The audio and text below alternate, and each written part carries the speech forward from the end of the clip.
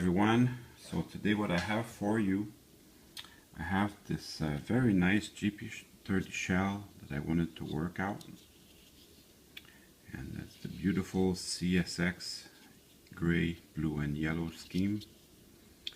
So we'll be working on this today. So the shell's perfect condition, except for I don't have a drive system for it.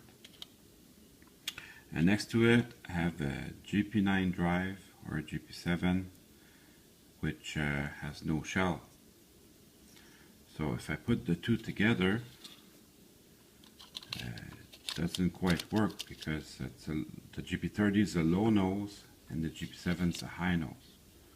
What I've done in the past is I remove the front headlight and I can run it like this, and it looks pretty good, and it'll run like that, and that's okay. But whenever you want to pick it up off the track, it'll leave the drive behind, which you can do that. I mean, I could probably live with that if I had to. But the good news is I was able to get 2 frame halves for a GP30 off of eBay. So what we're going to do today is we're going to answer the question, are the GP9 drive components going to fit in here? So my assumption is that definitely yes, but we're going to test this out and see if I'm right. So while I have it in my hands, I'll be cleaning it, of course. So we'll start by removing the headlights and the gas tank,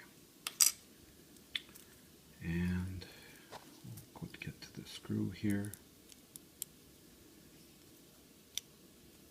Someone suggested I work on a microfiber cloth, which will be okay. The new microfiber cloth, I find they leave a little bit of lint, so I'm just gonna refrain from using that. I prefer to use my clean table for that.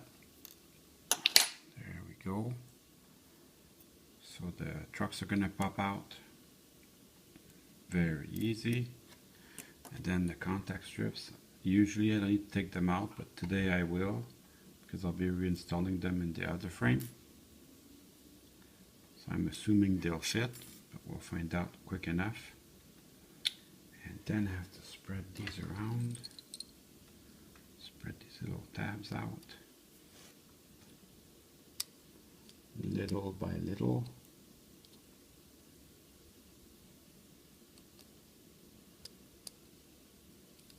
Yeah, and scale everything small, so you have to take your time. And then I'll spread the other side.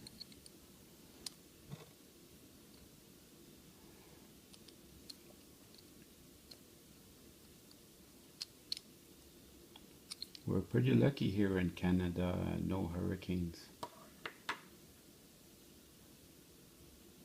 So I'll remove the engine cradle slowly.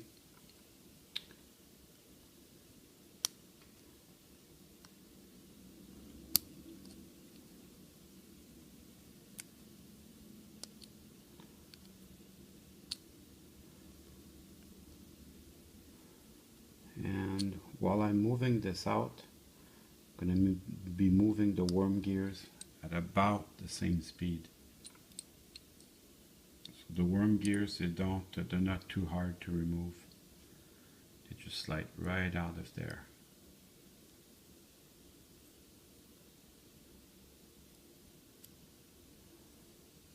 Yeah, everything's coming together at the same speed. So it's in really good shape, this little GP9. And then that's it. I'm going to put the GP7 frame to the side. But I'm going to keep these insulators here. They don't seem very important at first glance, but you need them. You cannot do anything without that.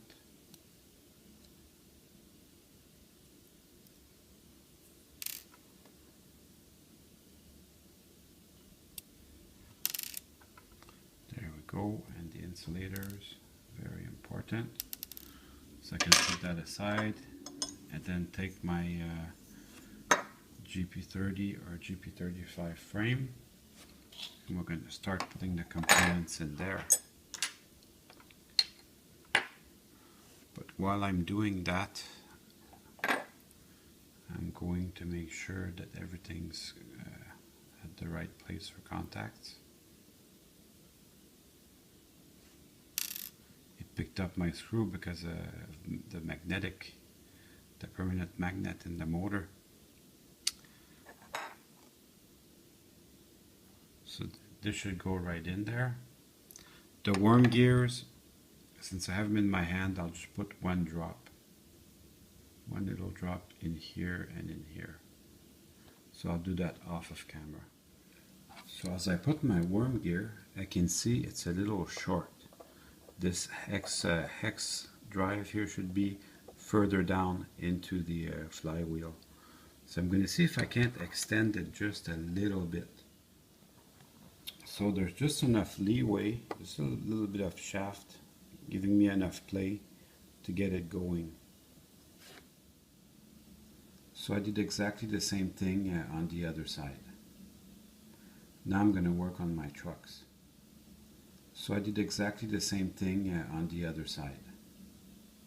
Now I'm going to work on my trucks. So my trucks are in good shape to begin with, so that's going to help. Definitely is nice. So I'm going to do the same process I do every time. Just bend them really slowly, and then I'll take the wheels and clean them with my rag. I don't use any lubrication in the trucks. I don't find that they need it because it's very slippery plastic. And then these, I take a look at them, but they look very clean to begin with. I'm still going to put everything under my tap with a toothbrush, and then I'll clean the wheels with my rags. So a little soap and water makes a big difference. So I'm going to put everything back together. So when it's clean, it feels really good. There's tabs in here so you can line everything up properly. And this was really clean to begin with. Probably if I had it on the track, it would have run beautifully.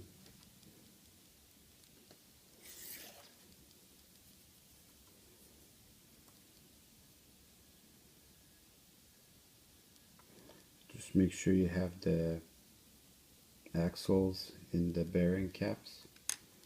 And then there's only one way for this to go back. And it's going to click into place. Test it with your finger. You should feel no resistance whatsoever. So I'm going to do the other side off camera now. So now I'm going to be adding the other frame half, and after that the trucks go on the completed frame. So those insulators, like I said before, you need them, don't forget them. And we can put the other frame half there. It goes on the pins, so that also should snap in nice and easy.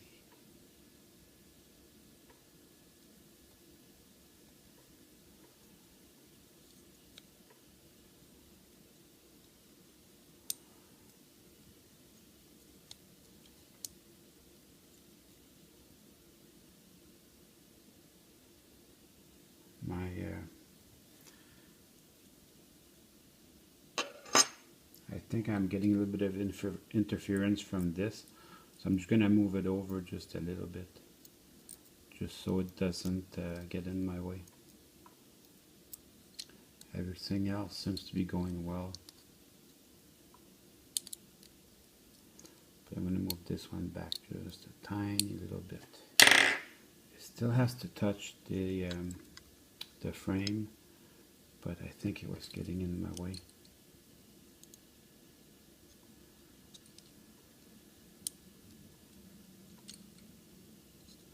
Yeah, it's still being bad.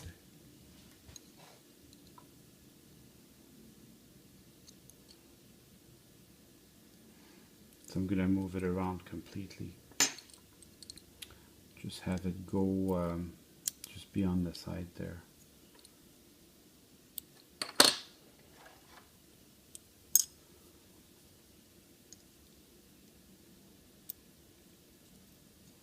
I'm gonna straighten it out, and then I'll move it around so it just goes on the side and touches the frame from the side like this. Let's try that again.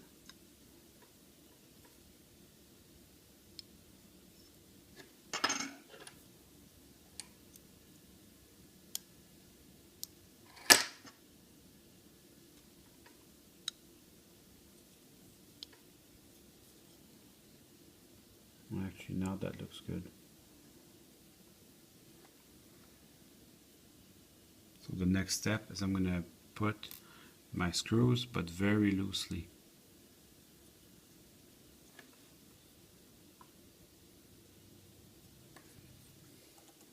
So I can still get in there and just start them. So I can get in there and put my trucks in. So I definitely don't want to tighten them all the way. But just get them started.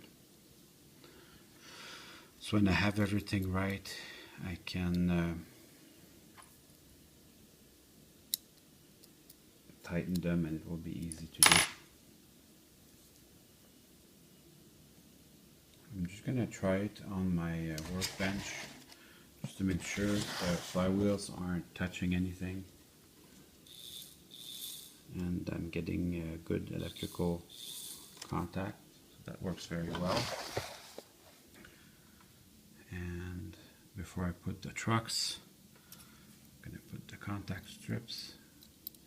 The GP30 is a little bit longer than the GP7, but these should still work nevertheless. And then the trucks go back. And the other side.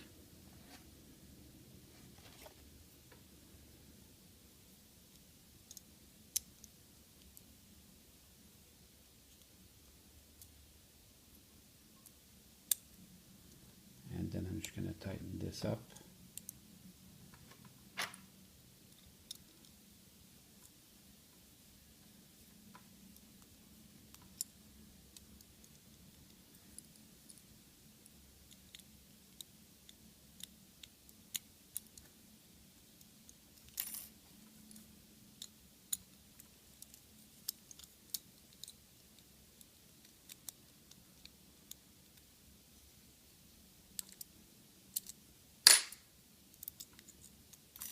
And I'm going to need the gas tank to hold the two contact strips together.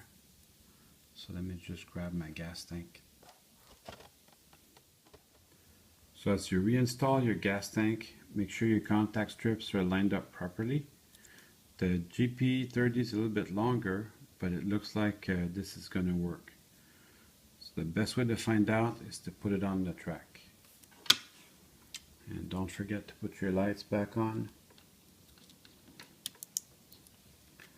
Trains are a lot more fun when the lights are working. So let's go find out if this works. So let's see how it runs.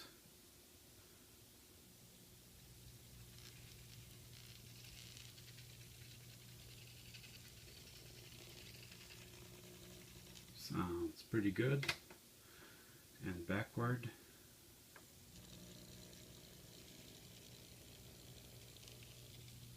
Now that's what I like to hear. So while I had it in my hands, I took a second to switch it out to microtrains couplers. And all I have to do is put the shell back on. And now it's time to run some trains. So this project turned out pretty well. I'm really happy with the results.